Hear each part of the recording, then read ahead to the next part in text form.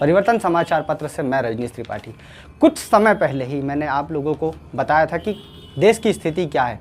आप लोग सभी जानते हैं कि 2 साल से कोरोना ने भारत को पूरी तरह से परेशान किया हुआ है। जनजीवन बहुत ही मुश्किल में जी रहा है।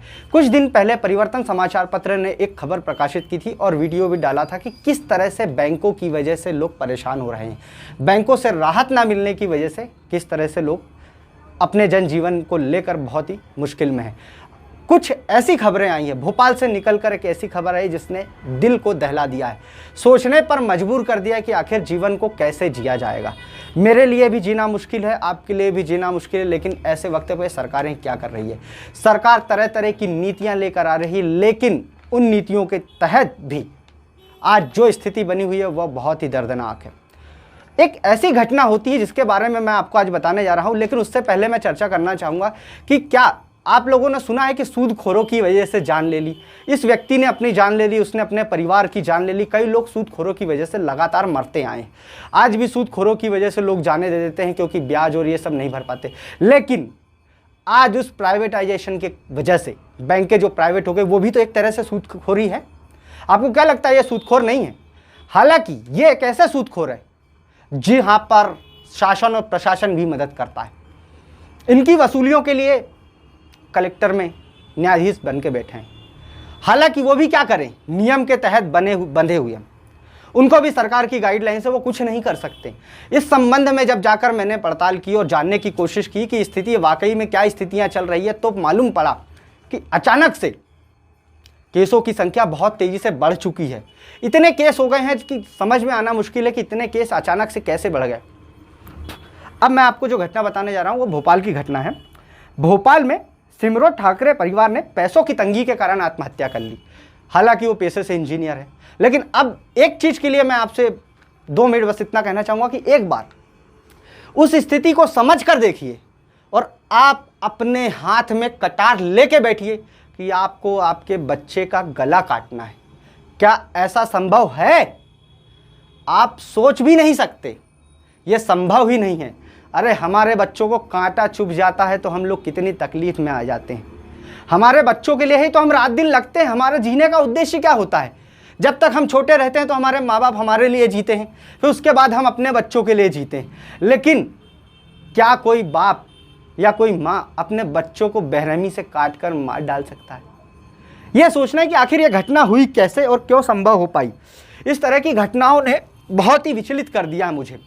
मैं इन सोचने पर मजबूर हो गया हूं कि कैसे और क्या दर्दनाक स्थिति रही होगी उसके साथ कि उसने इतना बड़ा कदम उठा लिया। आप एक बार सोच कर तो देखिए कि 12 घंटे तक आपको एक औजार लेके रखना है आपके बच्चे को मारने के लिए। क्या यह संभव है? क्या आप ऐसा कर सकते हैं? लेकिन कहते हैं ना कि मजबूरियां सब कुछ करवा देती है। ऐसा ही हुआ भोपाल के एक परिवार के साथ। इंजीनियर था, लेकिन क्यों हुआ? मकान की किस्तें, उसकी बाकी चीज़ों की किस्तें, जो सपने दिखाए थे गए थे प्रधानमंत्री द्वारा सबका घर होगा, अपना घर होगा, लेकिन 2 सालों में जो स्थितियां बनी हैं, व्यक्ति भोजन नहीं कर पा रहा है तो मकानों की किस्त कहाँ भरेगा। लेकिन यह कोई नहीं सोचेगा, कोई राहत नहीं देगा। मध्यम वर्गीय को कोई राहत देना ही नहीं चाहता। क्यों दे राहत? उन्हें बाकी चीज़ें देखना है, यहाँ के कोष निकालना है, सरकारी खजाने देखना है, कुछ चीज़ें फ्री में देना है। लेकिन क्या एक बार सोचा आपने कि जिनकी तनख्वाहें कम हो चुकी है, आधी हो चुकी है, बैंकों के लोन नहीं भरा पा रहे हैं, किस्तें नहीं भरा पा रहे, वो लगातार परेशान है, लेकिन सरकार ध्यान देने को ही तैयार नहीं, क्योंकि कोई ध्यान देना ही नहीं चाहता। मीडिया भी इस चीज़ को नहीं दिखाना चाहती। लेकिन बस आप ये सोच के देखिए कि क्या आप अपने बच्चों को भूखे मरने देंगे? उस परिवार ने, उस इंजीनियर ने अपने पूरे परिवार को खत्म किया। लोगों ने कहा कि बहुत ही शर्मनाक घटना है। लेकिन क्या आपने सोचा कि कैसे 12 घंटे तक हथियार लेकर वो बैठा रहा कि मारना है? उसने क्यों मारा? उसने इसलिए मारा कि उसके मरने के बाद उसके बच्चों को कौन देखेगा? उसके मरने के बाद उसकी पत्नी का क्या हाल होगा? क्या हमारा समाज जीने देता? जब वो खुद पालन पोषण नहीं कर पा रहा था तो उसकी पत्नी कैसे कर पाती? क्या हमारा समाज सहयोग करता? नहीं करता। यह हमारे समाज की भी घटना है और गलतियां हैं कि हम किसी की मदद नहीं करना चाहते। तो कैसे? अरे एक बार सोच के तो देखिए, पूरा परिवार खत्म हो गया है। ऐसे न जाने कितने परिवार लगातार खत्म होते जाएंगे और सभी की यही हालात है। मैं सरकार से बस इतना ही निवेदन करता हूं कि सरकार ध्यान दे। अरे मैंने पहले भी कहा था, अपने पिछले वीडियोस में भी कहा था, खबरें भी लगाई थी कि बैंकों की वजह से लोग परेशान होकर आत्महत्याएं कर लेंगे, और वह दौर वास्तविकता की ओर बदल चुका है और लगातार लोग इस तरह की घटनाएं करते रहे तो सूदखोर वो नहीं, बैंक वाले हुए। क्या बैंकों से राहत नहीं दी जा सकती? क्या होगा इन बैंकों की घटनाओं में? क्या होगा? कम से कम उनका मुनाफा कम हो जाएगा। हर साल जो 500 करोड़ रुपए का मुनाफा आता है, 1000 करोड़ का मुनाफा आता है, वो 100 करोड़ कम हो जाएगा। लेकिन उनको नुकसान नहीं होगा, लेकिन आम जिंदगियां चलती जाएगी। न जाने ऐसे कितने लोग अपने परिवारों को मारते जाएंगे। क्या आप लोग और हम लोग यही चाहते हैं? सरकारें हम लोग इसलिए बनाते हैं कि हमारे मुश्किल वक्त पर साथ ना दे सके।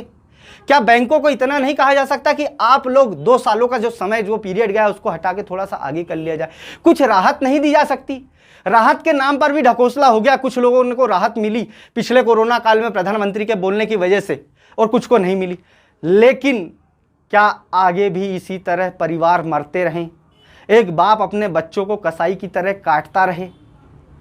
कैसे संभव होगा? क्या आप सोच सकते हैं? आप अपने बच्चों के लिए खुद मर जाते हैं, बच्चों के लिए गोलियां खा लेते हैं, लेकिन आपके पास जब ऐसी स्थिति आ चुकी है कि अगर मेरे जाने के बाद मेरा पूरा जीवन बर्बाद है, मेरे बच्चे क्या करेंगे? उसने अपने आप को नहीं मारा, उसने सबको मारा। लेकिन क्यों? क्योंकि वो जानता था कि उसके मरने के बाद क्या स्थिति होगी। उसके बच्चे भूखे प्यासे यूं भी मरते, भीख मांगते, इसलिए उसने काट दिया। ऐसी भयानक स्थिति उत्पन्न ही क्यों हो रही है, ये समझना बहुत मुश्किल है, और ये हमारे समझ में तो आ ही नहीं रहा है। और सरकार इस तरफ ध्यान देना ही नहीं चाहती। बैंकों को और उकसावा दिया जा रहा है, लगातार बैंकें धड़ल्ले से कब्जा किए जा रही हैं, नोटिस में नोटिस। आदमी तंग हो गया है, जीना चाहता है, वो इस महामारी से उठकर जीना चाहता है। वो जीने का मौका तो दो। अगर आप जीने का मौका ही नहीं दे सकते तो आप सरकार में रहने लायक ही नहीं। आप इतनी योजनाएं किसके लिए चला रहे हैं? किसके लिए चला रहे हैं? ये योजनाएं किसके काम आएगी जब जनजीवन ही नहीं रहेगा? इस तरह न जाने कितने लोग घुट घुट के मर रहे हैं। आपको ज़रूरत है उनके लिए आगे आने की। सारी मीडिया संस्थानों से मैं एक बार रिक्वेस्ट करूंगा कि कम से कम लोगों के लिए आगे आए, ताकि सरकार प्राइवेट नौकरी वालों के लिए भी राहत दे। बैंकों से कम कुछ राहत तो मिले। उनके मकान कुछ दिन तक कब्जे ना हो, उनकी प्रॉपर्टियां कुछ दिन तक ना चले, उनको प्राइवेट जो फाइनेंस लिया उसके लिए परेशान ना होना पड़े, मरना ना पड़े, ताकि मरने से बचाया जा सके। और ये सरकार का कर्तव्य है। इस पर अगर किसी ने ध्यान नहीं दिया तो ये पहली घटना नहीं है, लगातार न जाने कितनी घटनाएं होती जा रही है और कोई उस पर ध्यान नहीं दे रहा। ऐसे न जाने कितनी विदारक घटनाएं होगी। आपका दिल पसीजे ना पसीजे, लेकिन मैं अपने आप को नहीं रोक पाया इस घटना के बाद। और अब ये समझ में नहीं आता मुझे कि आप अपने आप को कैसे रोक पाएंगे।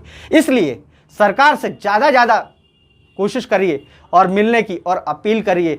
आपके संबंध कहीं ना कहीं तो होंगे, उन तक ये मैसेज तो पहुंचाइए कि सरकार हमारी है, बैंकों से राहत मिले, बैंकों की वसूली कम हो और लोगों का जन जीवन और यापन चल सके। ताकि कुछ राहत होगी तो कम से कम व्यक्ति कुछ कमाएगा, खाएगा, और जब खाएगा तो आदमी देना चाहे, क्योंकि उसने लिया है तो देगा, स्वाभाविक बात है। लेकिन उसे समय तो दें। अभी तो जनजीवन असामान्य है, सामान्य की स्थिति तो आने जाए। मेरा बस आप लोगों से यही आग्रह है और निवेदन है। परिवर्तन न्यूज़ की ओर से मैं रजनीश त्रिपाठी, धन्यवाद।